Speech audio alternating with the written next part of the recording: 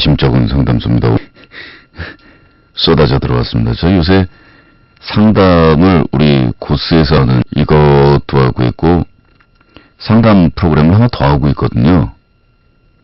그 대국민 고충 처리반이라고요. 성격이 우리 쫑 놀아본 오빠의 미심쩍은 상담소하고는 되게 많이 다른데 이렇게 조금 성격은 다르지만 상담 프로그램을 두 개를 한꺼번에 해보니까 이제 느끼는 게 있어요. 새삼 느끼는 그런 거 있잖아요. 일단 뭐 mp3나 이런 데 녹음해놓고서 나중에 들으시는 분들도 계시긴 하지만 어쨌든 저도 뭐 녹음으로 방송을 하고 뭐 이렇게 해도 우리는 공식적으로는 어디까지나 공식적으로는 새벽 2시 방송임을 천명하고 있는 거잖아요. 그 입장에서 우리는 물러서지 않는 거잖아요. 그 새벽 2시에 남한테 고민 얘기하는 거하고 다른 시간대하고 이게 얘기가 정말 달라요. 아마 우리 고스 특유의 이 정서라는 것도 풀어질 때 한없이 풀어져가지고 낄낄대다가 진지하면 또 한없이 진지하고 집중도 하고 뭐 이런 게 이 새벽 2시라는 시간대에서 참 많이 작용을 하고 있는 것 같은데 옛날엔 그랬거든요. 이 청취율이 좀 나오고 그러니까 방송사 옮겨다니면서 이 방송할 때마다 고스트 스테이션 좀 좋은 시간대로 옮겨주랴. 좀 더 앞으로 가서 청취율 빵빵한 시간대에서 해보지 않겠냐 뭐 이런 실제로 1시간 앞으로 당겨보기도 했었죠. 2시간 방송일 때. 요즘은 아무도 그 말을 안 해요. 모든 사람들이 이 방송은 새벽 2시여야 한다라고 생각을 해요. 이제 12시로만 와도 어색해서 견딜 수 없을 거라고. 이런 말투나 이런 내용 12시 민망해서 어떻게 됐냐고. 요즘 12시면은 길에 교통체증이 있는 시대예요. 옛날엔 밤 10시면은 서울 도로 뻥뻥 뚫렸거든요. 한 15년 전에는. 10년 전만 해도 그랬던 것 같은데. 한 10년 전만 해도 밤 10시면은 서울 시내 도로 뻥뻥 뚫렸거든요. 밤 12시에 교통체증이 있는 나라예요. 12시면 말이에요. 민망해가지고 할 얘기를 잘 못한다니까요. 새벽 2시에 참 어떻게 이런 얘기를 남한테 털어놓냐 막 이런 얘기를 연애상담을 몇 개를 뭉쳐가지고서 한번 쭈루룩 하고 뭐 성격 문제, 대인관계 문제, 진로 문제, 친구 문제 오늘도 좀 놀아본 오빠의 미심쩍은 상담소에 그득하게 쌓여있는 문제란 다 이렇습니다. 이 중에서 이 한미 FTA에 대해서 어떻게 대응을 해야 되느냐라는 상담이라든가 아니면 사람 천부살이 나고 싶은데 어떻게 되겠냐 뭐 이런 상담은 없습니다. 극단적인 상담은 그냥 매주 우리 인간들은 우리 사람들은 고스 식구들 뿐만 아니라 모든 사람들은 누군가를 사랑하고 미워하고 곤란해하고 난처해하고 그리고 화를 내고 후회하고 매일 똑같은 이런 일이 벌어집니다. 이 상담소도 벌써 몇 년이 됐는데 정말 중간중간 가끔 범죄에 가까운 막 충격적인 얘기 막 당혹스러운 얘기들도 나오고 했지만 그리고 막 열렬한 반응 오는 그런 상담 내용이요. 뭐 힘내라 막 이런 리플이 막 수십 장이 달리고 막 이런 사연에서부터 듣고 울었다 뭐 나도 세상 힘들게 살고 있다라고 생각했는데 그 얘기 들으니까 정말 뭐 더 이상 할 얘기가 없다. 뭐 이런 아주 그냥 한 방 팍팍 쳐주는 이런 상담 사연이 없은 건 아닌데요. 저는 생각하는 게 우리 쫑 놀아본 오빠의 미심쩍은 상담소는 그런 쇼킹하거나 이 사람 심장을 후려치는 막 이런 내용보다는 정말 누구나 한 번씩은 겪고 넘어갈 것 같은 그 뻔한 고민 그게 사실 그런 것 같아요. 그리고 무슨 얘기가 나올지 뻔히 알고 보내더라도 누군가한테 이거 얘기를 좀 하고 얘기 좀 들어보고 싶은 말하자면은 이 문제의 해소 해결이라기보다는 갑갑증에 대한 해결이라 할까요. 저 자신도 지금까지 38회를 살아오면서 어떤 문제가 생길 때마다 지나고 나서 생각해보면 그 문제의 중차대성이라든가 그 문제 자체의 꼬임 이런 게 문제가 아니고 그 상황이었을 때 깝깝했던 거, 그 스트레스, 깝깝한 거 지나고 나면 사실 사람들이 도찐개찐 다 거기서 걸거든요. 그 당시에 이 깝깝한 이 눌리는 이 스트레스 이것만 어디 가서 좀 조절될 수 있어도 참 그래요. 외국 영화 보니까 사회 무슨 친목 모임 같은 거 만들어가지고 이런 강당 같은 데 빌려가지고서 원으로 뚱그렇게 의자에 앉아가지고 막 울고 파이트 클럽 나오잖아요. 그러면서 옆 사람하고 다 한 번씩 막 껴안아주고 막 자기도 막 똑같은 상황이다 막 이런 얘기하고 이렇게 남들하고 나눌 수 있는 그런 제도 장치가 있잖아요. 근데 우리는 교과서에서 배울 때는 뭐 향약이야 두레야부터 시작해가지고 뭐 좋은 일은 나누고 뭐는 서로 권하고 뭐 말은 뭐 유교적으로는 되게 가족적인 것처럼 뭐 어쩌고저쩌고 얘기하는데 실상 우리 사회생활은 서양보다 훨씬 폐쇄적이고 그러니까 실제 혈육이 아닌 남자를 오빠라고 부르고 실제 이 형제 자매 관계가 아닌 사회에서 그냥 알게 된 어떤 여성이 나보다 나이가 많으면 누나라고 부르는 이런 나라에서 진짜 뭐 서양 사람들도 뭐 이렇게 친해지고 나면 뭐 yo bro 뭐 이러면서 브라더 뭐 이렇게 부르긴 하지만 우리식의 형 뭐 어쩌고 그랬어요 뭐 이거 하고 누나 뭐 밥 사줘요 뭐 이거 하고는 얘가 다르잖아요.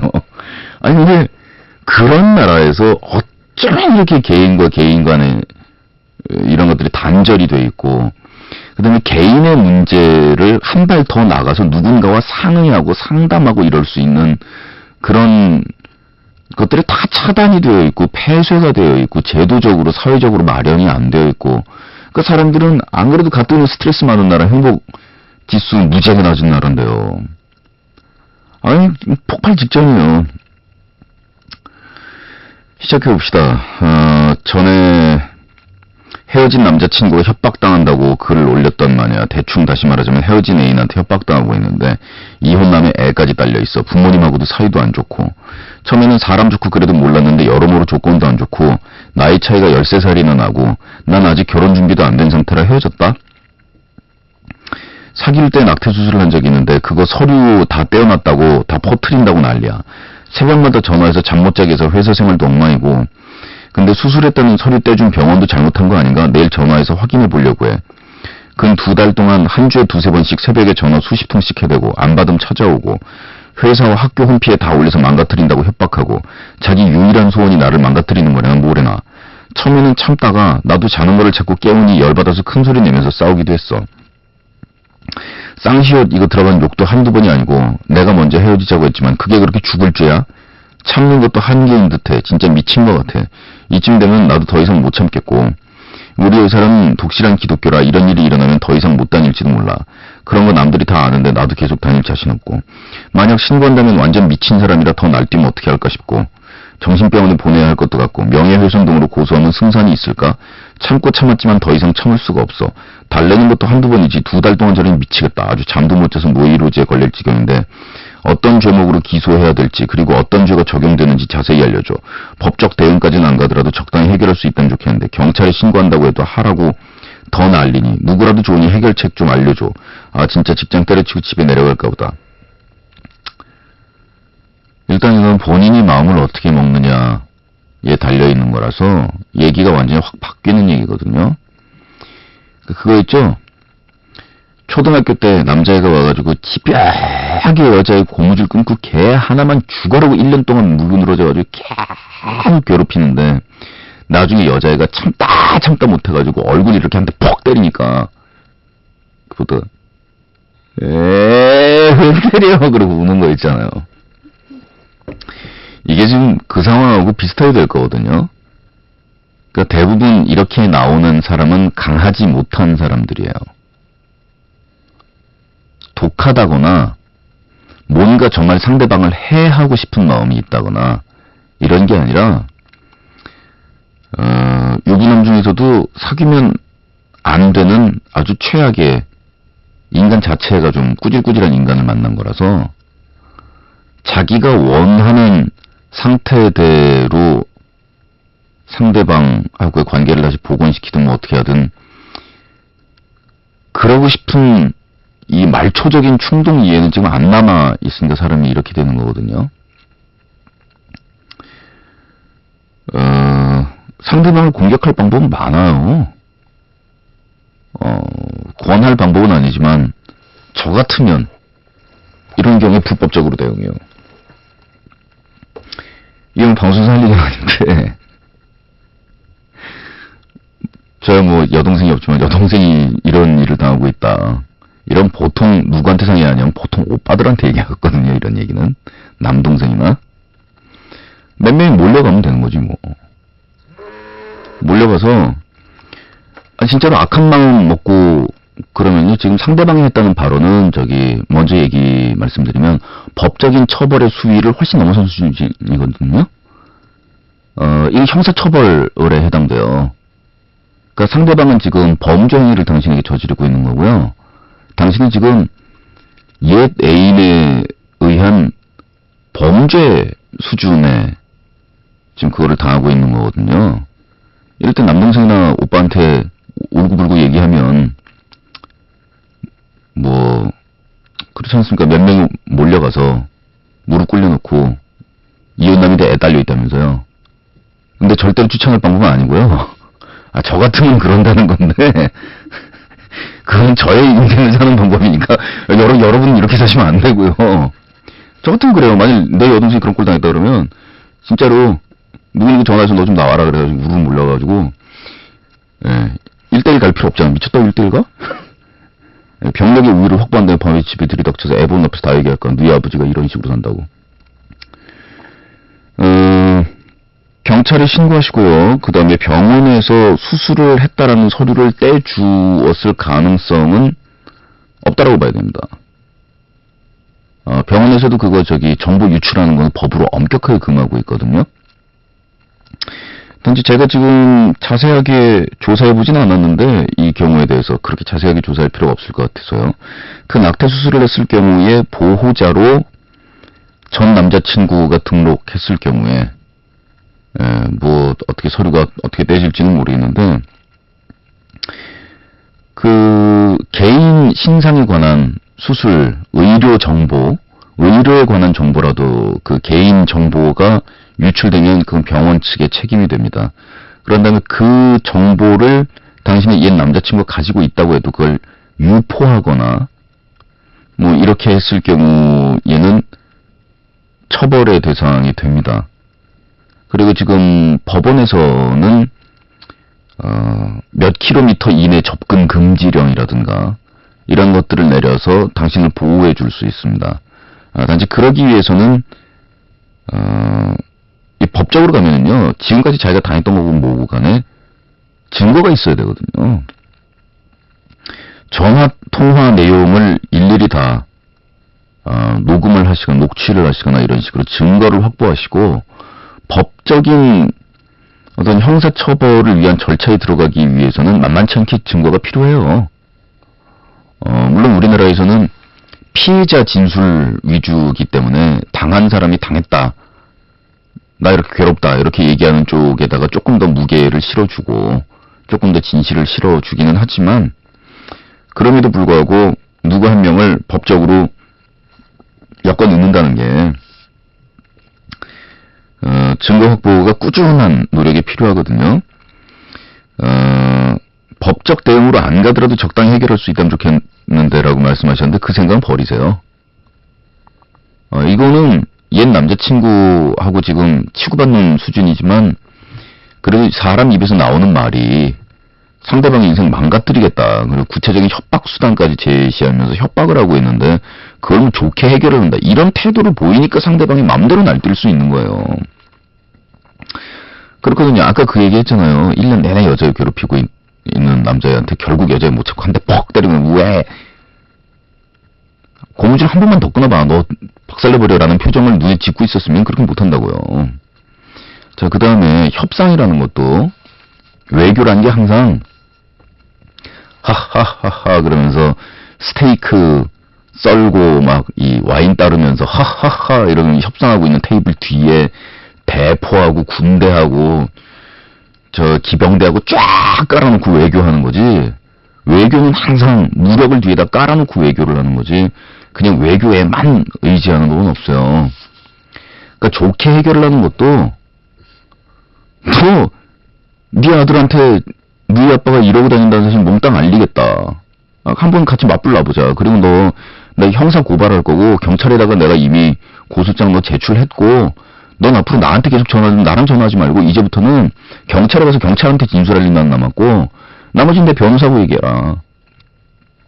이렇게 돼야 적당히 해결을 할 수 있는 방법이 찾아지는 거지. 그리고 우리 회사는 독실한 기독교라 낙태 사실 이런 게 일어나면 더 이상 못 다닐지도 몰라. 글쎄, 제가 알기로는 낙태 수술을 한 전력이 있다라고 해서 사람을 회사에서 해고할 수는 없는 것으로 알고 있지만 법적인 것 이외에도 방법은 얼마든지 많으니까 본인이 회사를 그만둘 수밖에 없도록 하는 분위기가 되면 이제 그만두게 되겠죠. 근데 이런 걸 두려워하니까 맘대로 날뛰는 거거든요. 얘기할 때 찔끔하고 이런 거 겁내는 게 보이고 그러니까. 근데 실제로 그렇다 안 그렇다 뭐 어떻게 알려지겠어요? 지금 이 상대방의 범죄 사실 그리고 나의 피해 사실을 입증해서 상대방을 형사 고소해 가지고서 묶어넣어 버리는 게 훨씬 쉽지. 지금 협박하는 대로 옛 남자친구가 당신을 파괴시키는 게 훨씬 더 어려워요. 그러니까 싸움으로 따지면 지금 압도적으로 우위에 있단 말이죠. 왜냐면 상대방이 지금 치밀한 사람도 아니고 제가 볼 땐 되게 치졸하고 수법도 저지르고 별로 이렇게 전력이 뛰어난 정말 내 인생을 보호하기 위해서 온 힘을 기울여서 처단을 해야 되는 그런 수준이 아니에요. 그리고 자기 인생을 파멸시키겠다. 뭐 낙태 사실을 뭐 몽땅 퍼뜨리겠다. 회사에. 부터 시작해서 이런 얘기를 일삼는다고 해서 일삼는데 그게 A라고 해서 지금까지 변호사한테 가가지고서 자기 인생 통째로 위협받는 거에 비하면 상담도 몇 푼이나 한다고. 어떤 죄목으로 기소해야 될지 어떤 죄가 적용되는지 법적으로 어떻게 하면 되는지 라디오 DJ한테 물어보고 앉았으니 그게 뭐냐고요 지금. 변호사한테 벌써 뛰어가서 지금 이런 일을 내가 당하고 있는데 상대방이 형사고발하려면 어떻게 되냐. 이런 경우에 명예훼손 되냐. 이런 경우에 협박죄가 적용되느냐. 난 어떻게 지금 법적으로 보호받을 수 있는 거냐. 직장 다니면서 세금 내고 사는데 그건 무슨 뜻이에요. 직장 다닌다며 갑근종 소득세 낼 거 아니에요. 직장을 다니면서 국가에 갑근종 소득세를 낼 때는 이 국가에 살면서 내가 부당한 꼴을 겪을 땐 이 국가가 나를 당연히 보호해줘야 되는 거예요. 그게 경찰력이 됐든 그게 뭐가 됐든지 간에 내가 세금 꼬박꼬박 내고서 이 나라 시민으로 사는데 그럼 이 나라가 내가 내 눈에서 피눈물 안 나게 나를 지켜줘야지. 근데 자기 자신을 소중히 여기지 않는데 누가 자기 자신을 소중히 여겨주겠냐고요. 이 일이 발생해서 이렇게 지금 얼레리 불레리 돌아가면서 저한테 지금 이거 사연 보내가지고서 법적으로 어떻게 대응하면 되냐고 물어보고 앉아야지. 지금 뭐 하는 거야 지금. 변호사한테 뛰어가든 경찰서에 가서 물어보든 적극적으로 대응하시고 칠 가능성은 적지만 네가 나를 정말 해코지하겠다. 그럼 뭐 한 수 없지. 맞짱이지 뭐. 그리고 도끼 이만한 거 들었다가 그냥 나중에 슬그머니 내려놓더라도 일단 들어야 돼요 이런 경우에는. 아 이건 연애 상담이 무슨. 잠시 가라앉히겠습니다. 여자의 외출은 죄인가요? 아직도 이런 사연을 받아야 된다라는 게 이거 연애 상담 아닌데. 아 오늘 좀 예쁜 연애 상담으로 쭉 가려고 그랬는데 다 짜증이야. 무슨 연애를 이따위로 해. 전부 막 이런. 여자의 외출은 죄인가요? 안녕하십니까. 저는 25살이 되는 직장 여성입니다. 외출 문제에 관한 고민이 있었어요. 저희 엄마가 외출을 잘 못하게 하십니다. 회사에서 퇴근하면 바로 집에 와서 집안일하면 조신하게 지내고 외출은 한 달에 한두 번 하는 것이 맞다고 생각하시는 분입니다. 외출하더라도 무조건 12시 안으로는 들어와야 되고요. 외박은 절대 안 되고요. 상담 진행하기 위해서 저한테 반영합한 사진 2장 그리고 전신 사진 왼쪽 오른쪽 해가지고서 좀 보내주시겠습니까?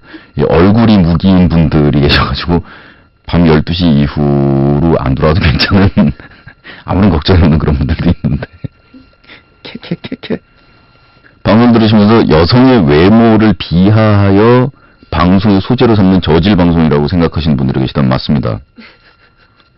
근데 우리 곳은 여성뿐만 아니라 남성의 외모도 비하하여 늘 방송의 소재로 삼으며 남 놀리는 걸 일생의 낙으로 삼고 있는 사람들이기 때문에 신경 날카롭게 가지지 마십시오.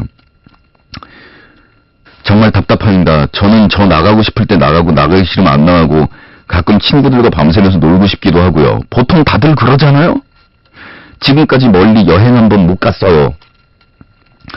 그래도 나가고 싶을 땐 꾸준히 나가긴 했습니다. 고등학교 때도 엄마한테 혼나면서 친구들과 시민 나가고 놀고 그랬거든요. 근데 20살 넘으면서 우울증이 좀 시달리느라 일절 외출 없이 집에서 한 2년 정도 지냈습니다. 회사, 집 반복이었죠.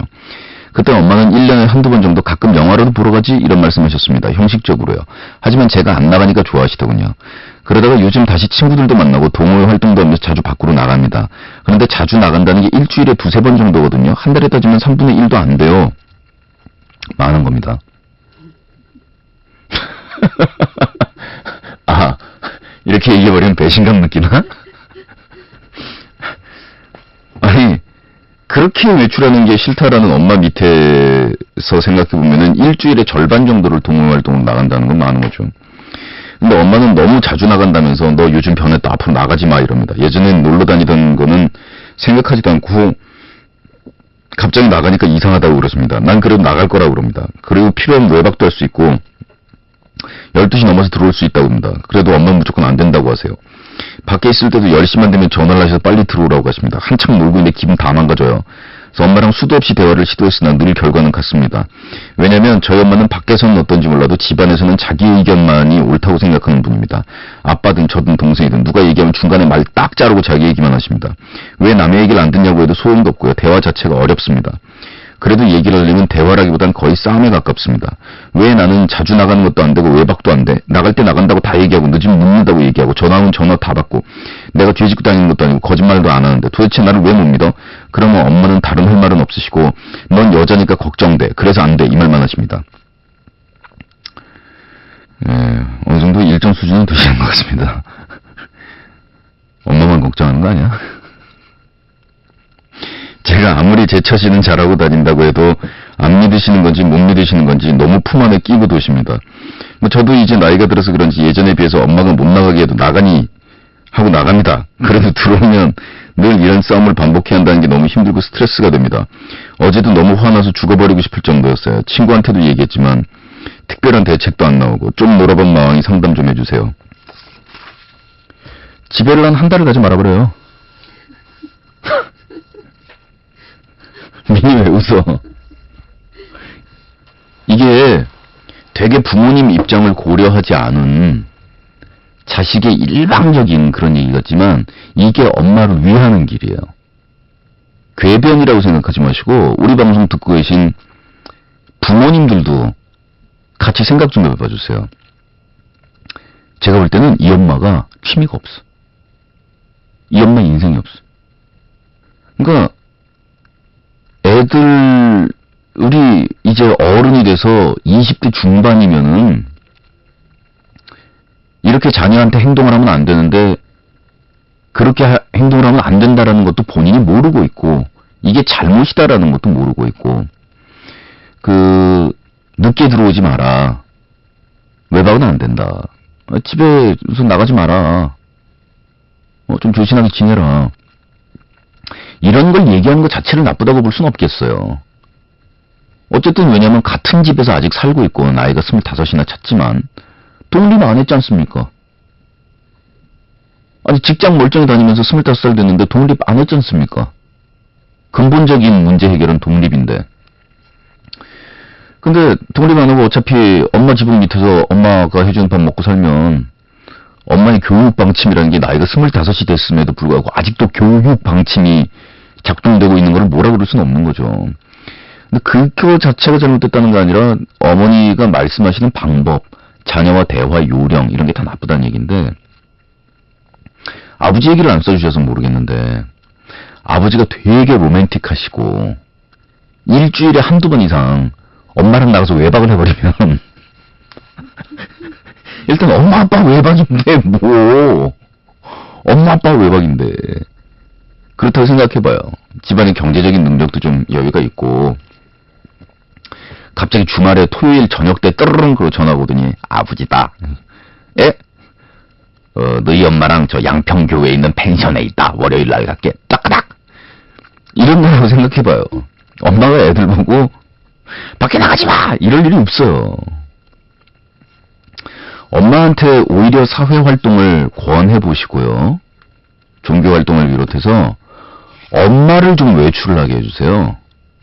그리고 본인이 외출을 안 하고 집에 콕 박혀있는 타입이면 왜 다른 사람들이 밖에 나가서 사회생활을 하고 그 나이 또래 때 사람을 만나야 되고 아무런 무슨 특별한 뭐 시국이 중차대한 것도 아닌데 왜 다른 데 나가서 잠을 자고 와야 되는지.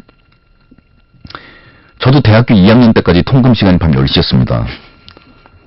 남자인데 밤 10시 통금이었고 그러면서 살았는데 그렇잖아요? 어른들 그 말씀 자주 하시니까요. 밥은 딴 데 가서 먹어도 잠은 한 군데서 자야 된다. 이건 아주 뭐 철저하게 애들을 세뇌 교육을 시키시는 분들이 있거든요. 외박은 어쨌든 무조건 새벽 6시에 들어와서 1시간 자고 아침 7시에 나갈 값이라도 집에 들어와서 자는 거다. 중요해요. 그런 것도 중요하긴 한데 이제 그 모든 것이 어떤 식으로 마무리가 돼서 음식도 손맛이잖아요. 이런 모든 사람들이 어떻게 마무리가 돼서 가정 생활하고 가정 분위기가 이렇게 딱 서로 쌍방향으로 의사소통이 되고 타협도 되고 이렇게 되느냐의 문제인데 어머니도 힘드시거든요. 자녀한테 지금 집착 증세도 보이고 계시고요. 그 집착을 포기시키면 일시적으로는 어머니가 스트레스가 되게 상승하실지 모르겠지만 그 다음에는 이제 자기 걸 찾으셔야죠. 자식이 벌써 25살이나 됐는데 밖에서 들어왔건 일찍 들어와서 뭘 하든 말든 엄마도 자기 인생 살아야지. 그리고 이 외출량은 나이 25이니까 사람 뭐 목숨은 제천이라지만 그래도 앞으로 50년은 즐겁게 사실 텐데 엄마 앞으로 몇 년이 남았다고. 엄마를 즐겁게 살게 하려면 저 결론이 이거야. 한 달 동안 들어가지 마요. 친한 친구한테 부탁해가지고 한 달 동안 너희 집 신세 좀 지자. 그래가지고 엄마 졌다 그럴 때까지 집에 안 들어가면 돼요. 그런 다음에 집에 들어가잖아요. 한 달에 외박이 2번 이내면 엄마 좋아해. 무슨 이게 청소년을 상대로 하는 상담이었으면은 애 타락시키는 오늘 되게 좀 상담이 좀 그런 것 같은데 저희 좀 놀아본 오빠의 미심쩍은 상담소는 몇 가지 원칙이 있습니다. 첫째, 저희는 좀 놀아본 오빠의 미심쩍은 재판소가 아니기 때문에 아무리 찌질한 상태에서 아무리 자기가 잘못이 많은 상황에서 일 닥친 대로 망쳐놓고 벌려놓고 그런 상태에서 상담 요청을 해도 저희는 여러분을 평가하거나 재판하거나 여러분이 옳고 그르다라는 것을 꼭 따지지는 않습니다. 문제를 해결하기 위해서 이게 옳으냐 그르냐의 가장 사회적인 기본적인 틀 정도는 확인하지만 이 상담을 요청한 당신을 평가하거나 판단하거나 단죄하거나 더더욱이 그러진 않습니다. 둘째로 A도 친구고 B도 친구라면 이 두 사람 모두를 위한 뭔가의 해결 방안을 강구하겠지만 그 중에서 A가 우리에게 상담을 요청했다면 우린 철저하게 A의 입장에서 생각을 하지 B는 알 바 아닙니다. 저희한테 상담 요청한 건 A거든요. 우리는 A가 가장 행복할 수 있는 길을 찾지 그렇다고 해서 뭐 B를 파탄시키면서 A를 행복하게 할 수는 없겠지만 저희는 철저하게 저희들의 고객 입장에서 생각을 하고 있습니다. 고객? 좀 그러네. 특히 남자분들 주목. 마왕, 내 얘기는 정말 길어. 근데 마왕은 잘 상담해 줄 것 같아. 왜냐면 마왕이니까. 노래 듣겠습니다. 이번에 녹음하고 돌아온 미공개 재즈 앨범 가운데서 원래는 베리 매닐러의 노래인데 제가 분위기를 아주 많이 바꿔서 정말 이상하게 만들었거든요. 그 주위 사람들이 그러는데 제가 평생 부른 노래 중에서 제일 잘 불렀던 사람이 있어요. 아무 생각 없이 불렀거든요. 참고로 말씀드리면 어떻게 녹음한 거냐면 현악기 4명, 그 옆에 기타 아저씨, 그렇게 한 5명 나란하게 한 줄로 앉았잖아요. 그 옆에 저. 그래서 6명이서 하나, 둘, 셋 이래서 딱 녹음. 푸후. 요즘 여러분들이 흔히 들으시는 컴퓨터로 0.0초까지 잘라가지고 편집한 따위의 음악은 이 생명력이 달라요. 생명력이. 한 방에 갔다니까요. 상담 시간에 무슨 얘기하냐. 네, 잘 못 들으시는 분도 계시겠지만 전주에서 비올라 치는 의자를 삐걱거려가지고 소리 들어갔어. 삐걱 이런 소리가 중간에 나오는데 어떻게 해? 난 노래 더 이상은 못하는데 어떻게 자, 길게는 상담 한번 어디 갔지? 고1 때부터 알던 남동생이 하나 있어. 나보다 1살 어려. 난 고딩 때 수화를 좋아해서 수화를 배우러 다녔어. 거기서 만난 애야. 그 녀석을 많이 보진 못했어. 가끔 마주치는 정도니까. 그러다 대학에 왔는데 그 녀석도 같은 대학에 온 거야. 난 같은 고향 사람을 만났다는 느낌이 너무 좋았지. 가끔 주말에 집에도 같이 가고 놀이동산도 같이 가고 그랬어. 그 녀석이 정말 생뚱맞게 고백을 한 거야. 좋아한다고. 하지만 난 거부했어. 솔직히 동생 느낌밖에 안 나. 마음은 고맙지만 나도 아직 상처가 아물지 않아서 누군가를 사귀거나 할 그런 상황은 아니었거든. 서로 편한 누나 동생 사이로 돌아가기로 했어. 그게 쉽지 않다라는 걸 충분히 알아. 서먹한 분위기가 흘렀지만 애써 무시하고 평상시처럼 잘해주려고 했어. 진짜 길다. 고백을 받았다고 해서 서먹서먹해지면 그 녀석이 더 힘들어할까봐, 아파할까봐 누군가를 좋아해 받기에 혼자 짝사랑도 해보고 고백도 해보고 나도 차여봤으니까. 아파하면 내가 더 아플 것 같아서 예전같이 해실해실 웃으면서 잘해줬어. 녀석의 마음은 그게 아니었나봐. 어느 날 술에 흠뻑 취해서 나를 막 찾더군. 춥다고 안 나갔어. 난 추위를 잘 타거든. 하지만 인간인지라 걱정이 되더군. 그래서 몰래 나가보니 버스 뒤에서 녀석이 쓰러져 있는 거야. 그런 상황은 처음이라서 난 정말 당황했지. 그래서 이성을 차리고 혼자서는 안 되겠게 선배 2명을 불러서 힘들게 기숙사로 보냈어. 선배들한테는 내가 있었던 사실을 비밀로 해달라고 그랬지. 근데 난 선배들하고 무척 친해. 원래 인간관계를 좋아한지라 이 사람 저 사람 만나고 다니는 거 좋아하거든. 오지랖 넓은 편이란 말이야. 그렇다고 어떤 감정으로 만나는 건 아니야. 엔조이는 더욱도 아니고. 뭐 문어발식 애정 생각은 하지 않아. 단지 인간관계에 좋을 뿐이라는 거. 왜 있잖아 그런 인간들. 그중에 난 하나뿐인 거지. 근데 녀석이 오해하는 것 같아. 내가 친한 선배와 나의 사이를 말이야. 내가 아빠라고 부르면서 따르는 선배가 있는데 이상하게 그 선배를 무척 싫어하더라고. 질투라고 생각했지만 금방 사라질 줄 알았어. 딱 보면 알잖아. 사랑인지 아닌지. 모를래나? 그 문제는 보류. 어쨌든 다시 얘기로 돌아가서 이거 계속 얘기가 꼬이네. 꼬이는 거 알아? 아무튼 어젠 그 녀석이 빵을 줬어. 참고로 난 먹을 거에 무척 약해. 먹을 거 사준다 그러면 손잡고 따라가는 스타일. 그거구나. 요새 그 녀석에게 얻어먹은 게 많은지라 나도 뭔가를 줘야겠다라는 생각에 이것저것 먹을 만한 거랑 녀석이 좋아하는 커피를 사서 나오라는 문자를 보냈지. 근데 녀석은 나오진 않고 나한테 이런 문자를 보냈어. 저기요. 전 당신에게 분명히 아버지한테나 잘해주라고 했었죠. 그럼 수고하세요. 어쩜 좋지? 이제 정말 인연을 끊어야 하는 건가? 같은 고향에서 왔기에 더 잘해주려고 했던 건데 모르겠어. 막 화가 나다가도 녀석의 입장에서 보면 그게 아닐 것 같고. 참, 아직 말을 못한 게 하나 있는데 이건 중요한 건데 그 녀석 청각장애인이야. 난 통합교육을 하는 대학에 다니고 있고. 하지만 난 말이야 장애를 그렇게 신경 쓰지 않아. 나랑 친한 친구도 청각장애를 가진 선배고 내가 하나 들은 조언이 있는데 아마 그 애가 청각장애가 있기 때문에 나에게 고백하기가 더 힘들었을지도 모르겠다고 친한 남자 녀석이 말을 해줬어. 정말 그런 걸까? 난 잘 모르겠어. 마왕이 나의 질문에 조금이라도 응답하길 바래. 그랬으면 정말 좋겠고. 이 경우에 장애는 뭐 그런 문제 될 거 없고요. 그거는 사실일 수는 있죠. 그러니까 청각장애를 가지고 있으면은 아무래도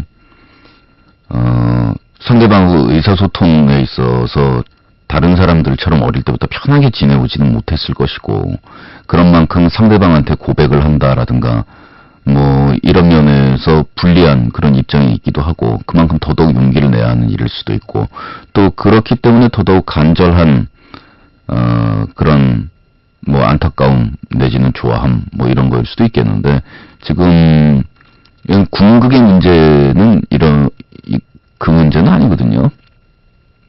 궁극적인 근본적인 문제는 아닌 것 같고, 그리고 자기를 좋아하는 연하의 남자애가 있는데, 자기가 좋아하는 여자가 아빠 그러면서 따르는 남자 선배가 있다면 당연히 싫죠. 당연히 싫죠. 친아빠도 싫은데 그 여자친구 만날 때 어떻게 하면 되느냐 라는 조언을 사적으로 구해오는 사람이 되게 많거든요. 아니, 왜 그렇게 나한테 연애 상담들을 하려고들 찾아오냐. 특히 음악하는 것들. 음악하는 사람들이 까졌을 것 같지만 사실 되게 순진해요. 음악밖에 잘 모르고 사람 대하는데 어려움 겪고 이런 친구들이 많아가지고 상담하러 오는데, 제가 첫 번째로 하는 얘기들 중에 그런 게 있거든요. 일단 뭐 남자 쪽 입장에서 얘기하는 거니까 좀 마초적으로 들리거나 남성 우월적으로 들리더라도 들으시는 여자분들은 너무 언짢아하지 마시기를. 남자들끼리 있을 때 한대 하니까. 상대방 여자의 아빠의 권력을 파괴해라. 그러니까 밤에 늦게 들어오면 늦게 들어온다, 일찍 들어와라, 이 숙제는 했냐 등등부터 시작해가지고 상대방 여자를 야단치고 훈육하고 이런 책임과 권리는 상대방 아버지가 가지고 있습니다. 엄마하고는 또 달라요. 엄마는 동성이니까. 이때 상대방 아버지의 권리를 뺏어옵니다. 그래서 야단을 칠 수 있는 대상이 되는 거예요. 한편 야단을 맞는 대상이 되기도 합니다. 애인 사이라는 거는. 똑같은 여자친구인데 어떤 때는 팔짱 딱 끼고, 진짜 너 내가 그러지 말라 그랬지. 내가 몇 번 얘기했어. 잘못했어. 그 잘못했어 소리는 지금 몇 번째야. 이러고 남자가 막 이러고 있다가 그 다음 날 여자애가 너 내가 어제 뭐라 그랬어. 아니 그게 아니라 이렇게 되는 게 남녀 사이거든요. 그러니까 아빠라는 호칭은 그렇게 일반적으로 쉽게 쓰는 호칭이 아니에요. 애인들 사이 혹은 부부 사이에도 쓰이는 호칭이 아빠입니다. 부부 사이에는 이제 예를 들면 동동이 아빠, 아이 아빠가 줄임말이 돼가지고 아빠 이렇게 되지만, 그래서 이런 말이 있어요. 오빠 하다 아빠 된다고. 그걸 방지하기 위해서 대학교에서 선배들 보고 그냥 형이라 그래버리죠. 상대방에 대해서 배려한답시고 했는데 그러한 당신의 태도가 상대방을 더 힘들게 한 것 같습니다. 그것은 결과론이기 때문에 상대방하고 어떤 애인 관계나 이런 쪽으로 발전할 마음은 없고, 하지만 그냥 고향 후배이자 귀여운 남동생이자 이렇게 인간적인 관계를 가져보려고 나름대로는 노력을 했건만, 상대방은 그걸 받아들일 수 없는 입장이기 때문에 시기도 하고 질투도 하고 같이 있으면 편안하고 막 이러고 뭐 그런 거에서 만족하고, 그러기보다는 그 위에 연애 더 진행 단계를 어떻게든 가고 싶은 마음이 너무너무 강하고, 그러다 보면 마음이 불타서 괴롭고, 이런 입장에 상대방이 처해져 있는 것 같습니다만은 당신이 할 일은 없습니다. 도덕적으로 잘못한 것도 없고요. 단지 연애의 일이라는 것이, 남자와 여자의 일이라는 것이 이다지도 복잡하고 꼬입니다. A는 B를 좋아하는데 B는 C를 좋아하고, 사실 C는 D를 좋아하는데 D가 A를 좋아해서 A가 그 다음에 마음을 바꿔 C를 좋아했는데 어쩌면 그 큐피드의 화살은 그렇게 마구잡이로 아무 데서나, 무슨 다트도 아니고, 큐피드가 이렇게 딱 멋있게 딱 겨냥해서 쏘는 화살이 우리가 술 먹고서 막 던져대는 다트판의 그 다트도 아닌데 왜들 그렇게 아무 데서나 가서는 꽂히는 건지. 이 경우에는 상대방에게 달려 있습니다. 상대방이 자신의 마음을 잘 컨트롤하고 당신하고 인간적인 관계를 유지하고 싶다면, 그렇다면 둘이 사이가 계속될 수 있는 거고, 상대방 쪽의 문자는 그 아버지한테는 잘하라고 내가 그랬지 라는 문자인데,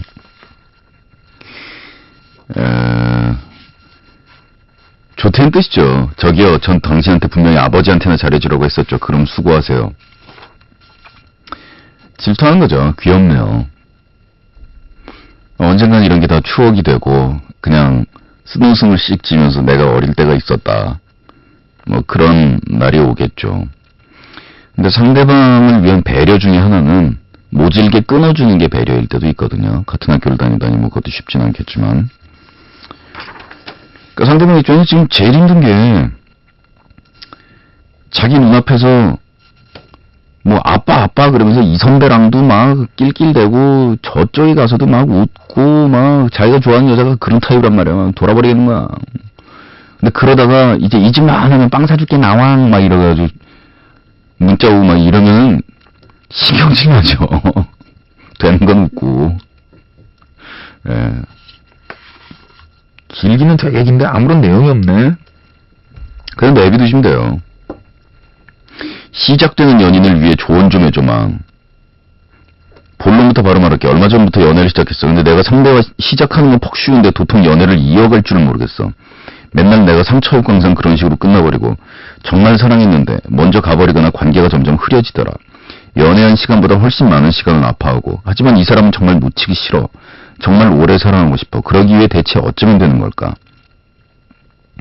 연애를 위해 필요한 것들이라든지 만났을 때 행동, 그리고 떨어졌을 때 행동, 금기사항 등등까지 꼭 지킬 테니까 시작되는 연인들을 위해 제발 조언 좀 해줘. 참고로 나는 대학생이고 그 사람 아직 고등학생. 원주교제 이런 거 아니야. 오해하지 마. 교제하는 사이라고. 어쨌거나 부탁해. 그렇군요. 정말 오래 사랑하고 싶다라는 마음을 가지고 있는 것으로 충분합니다. 그 오래 사랑하고 싶다는 마음이 나에게 경계심을 들게 하고 나의 지나친 행동을 막아주고 이런 방향으로 가야 될 것인데, 오래 사랑하고 싶고 놓치기 싫다라는 것이 집착으로 변하면, 그러면 나답지 않은 행동을 하게 되고 내가 생각하는 것보다 훨씬 못한 행동을 하게 됩니다. 그러니까 그것이 집착이 아니라 배려가 될 수 있도록, 또 상대방보다 나이를 몇 살 밥 숟갈이라도 몇 숟갈 더 떴으니만큼 상대방을 리드하고 배려하고 이런 능숙한 태도를 보이시도록, 별로 안 능숙해 보이지만 그러나 제가 드리고 싶은 말씀은, 제일 중요한 얘기는 이건데요. 누군가를 사랑했기 때문에 받게 되는 상처를 두려워는 하되 그것을 피할 수 없다라는 사실을 알고는 계시라. 그리고 그러한 상처나 이런 것들이 지나고 나면 다음번 연애에는 도움이 되고, 그러니까 지난번에 내가 누구누구를 만났을 때 이런 실수를 저질렀는데 다시 사람을 만나서 같은 실수를 반복하지 말아야겠다. 이러면서 이제 어른이 돼가는 거거든요. 우린 다. 이거 한 3, 4년 전에 제가 얘기해가지고서 굉장히 히트 쳤는데 그때 우리 식구들이 엄청난 반향을. 무슨 말이냐면요, 당신이 장미를 사랑한다라고 할 때 장미는 가시가 있잖아요. 아야 하고 찌를 수도 있고 피가 날 수도 있는데, 그 장미의 가시를 싹 이 펜치로 긁어내가지고서 모조리 긁어냈다라고 쳐봐요. 그럼 당신은 가시에 안 찔리겠죠. 하지만 상대방은 장미일까요? 가시를 모조리 상실한 장미를 우리가 장미라고 부를 수 있을까요? 연애에 누군가를 사랑함에 그로 인해서 받게 되는 상처와 고통과 아픔이 전혀 없다면 연애라는 말 자체가 존재하지는 않을 겁니다. 그렇다고 해서 상대방을 내 마음에 들게 또 나를 해할 수 없게 모조리 가시를 싹 다 거세시키는 것도 그것도 올바른 사랑의 방식은 아니잖아요. 그렇다면 장미는 뭐가 장미겠어요? 사랑이라는 걸 장미에 비유해 볼 때 장미의 꽃봉오리 그 몽우리진 꽃 부분을 우리는 흔히 장미라고 이야기하고 싶어 하지만 뿌리 없는 식물이 존재하겠어요? 장미도 우리한테 예쁜 얼굴을 보여주고는 있지만 밑에는 엄연히 뿌리가 있어요. 이파리가 있고 게다가 가시까지 있어요. 근데 그 가시도 장미거든요. 이파리도 장미고 뿌리도 장미고. 그러니까 이게 이제 애기 사랑인 거예요. 상처나 아픔이나 이런 가시는 쏙 제하고 그 꽃봉오리에 가서 얼굴 파묻고 향기만 쏙쏙쏙 맡고 싶죠. 그렇게 돼요. 꽃봉오리에다가만 얼굴 싹 갖다 대고 좋은 냄새 맡고 이파리 너무 예뻐 이렇게 되지만 늘 그렇진 않거든요. 고 가시 한번 찔릴 때가 있는데 그런 것들을 아픔을 꿀꺽 삼키고 그러면서 앞으로 가고 뭐 이래야 이제 연애가 되는 거지. 상처를 피하려고 해서는 사랑 자체를 할 수가 없습니다. 그 점을 꼭 알아두시기 바라고. 그 상처 있고 아프고 누군가를 사랑했다라면 이제 훗날 뒤돌아볼 때 그 사람으로 인해서 내가 받았던 상처나 아픔도 내가 사랑할 수 있게 되고 그 기억 같은 것들을 소중하게 여기게 되고 나한테 좋은 말, 달콤한 말, 다정한 말만을 해주었던 사람이 아니고 모질게 나한테 참 굴었던 그 사람, 참날 아프게 했던 그 사람. 그러나 이제 웃음이 쓱 나오는 게 이제 한 단계 넘어간 거거든요, 그게. 그리고 지금 대학생인데 상대방 교제하는 분이 고등학생이라고 하셨죠? 이 경우에는 특수한 연애에 해당이 됩니다. 그래서 각오하실 부분이 있어요. 연애 상담에서 제가 그 기본적인 원칙을 아주 자주 말씀드리는데요. 나이 차이라는 거에 대해서 우리나라 사람들은 선입견이 너무 많아요. 그러니까 여성이 연상인 연애가 일반화된 것도 얼마 되지 않고 그걸 사람들은 되게 호기심 있게 막 얘기를 했어요. 사회 현상으로 봤고 막 그거를. 아니 뭐 사랑을 하는데 무슨 뭐 나이 차이 뭐. 그리고 보통 연애 안 해본 이 초심자들이 그 사람은 나보다 나이도 4살 이나 많고 막 이런 왜냐면 중학생 고등학생 때는 연애한다라는 게 보통 동갑내기 연애나 위아래로 한두 살 차이지 막 7살, 10살 이렇게 벌어지지 않거든요. 아래로 7살 벌어지면 초딩이고 위로 10살 벌어지면 직장 베테랑 사원하고 진짜 지금 원종이신데 그러니까 어릴 때 연애, 초심자 연애를 할 때는 나이 한두 살 차이가 크고 3, 4살이면은 말이 안 통한다고 생각하거든요. 실제로 고등학교 1학년생이 대학교 1학년생하고 연애를 하면 말이 안 통해요. 너무 문화가 다르고 그 몇 년 사이 뭐가 달라서. 근데 오히려 나이가 25살인데 35살짜리 10살 차이 사람을 만날 때는 말이 너무너무 잘 통하고 나이를 헛먹은 게 아니로구나. 어쩜 이 사람은 내 말을 이렇게 잘 알아주냐. 그리고 문화의 차이나 이런 것들이 크게 나타나지 않고 오히려 줄어들어요. 나이를 먹으면.